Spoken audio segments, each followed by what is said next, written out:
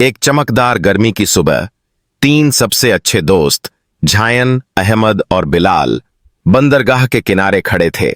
दूर से रहस्यमय ब्लैक रॉक आइलैंड को घूर रहे थे।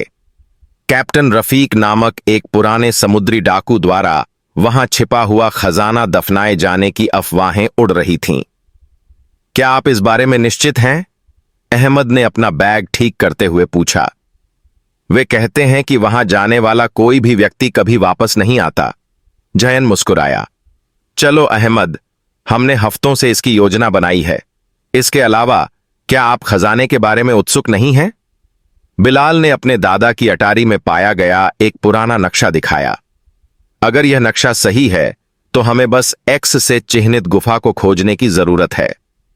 तीनों दोस्त एक छोटी नाव में सवार हुए और द्वीप की ओर चल पड़े।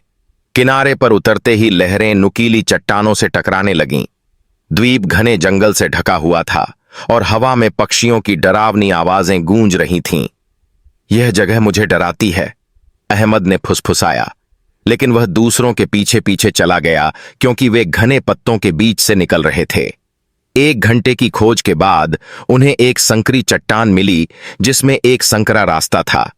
यही होना चाहिए, जायन ने कहा। दोस्त अंदर घुस गए। उनकी टॉर्च अंधेरे को चीरती हुई चली गई। सुरंग एक विशाल गुफा की ओर ले गई जो अजीबोगरीब क्रिस्टल से चमक रही थी। गुफा के बीच में एक प्राचीन लकड़ी का संदूक खड़ा था। बिलाल आगे बढ़ा और धूल झाड़ दी। हमें मिल गया, वह चिल्लाया। कांपते हाथों से झायन ने ढक्कन उठाया। अंदर सोने के सिक्के, चमचमाते गहने और एक चांदी का कंपास चमक रहा था। मुझे यकीन नहीं हो रहा, हम अमीर हैं, अहमद ने खुशी जताई।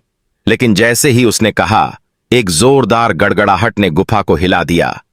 प्रवेश द्वार ढह रहा है, झायन चिल्लाया। कंपास और मुट्ठी भर सिक्के पकड़कर लड़के गिरते हुए पत्थरों से बचने के लिए समय रहते सुरंग से वापस भाग गए। बंदरगाह पर वापस आकर थके हुए लेकिन विजयी भाव से उन्होंने चांदी के कंपास का अध्ययन किया। यह एक नई दिशा की ओर इशारा करते हुए मंद मंद चमक रहा था। क्या होगा अगर यह कंपास किसी और खजाने की ओर ले जाए? बिलाल ने जोर से सोचा। झायन मुस्कुराया। पता लगाने का सिर्फ एक ही तरीका है। क्या तुम लोग अगले रोमांच के लिए तैयार हो? बिना किसी हिचकिचाहट के अहमद और बिलाल ने सिर हिलाया।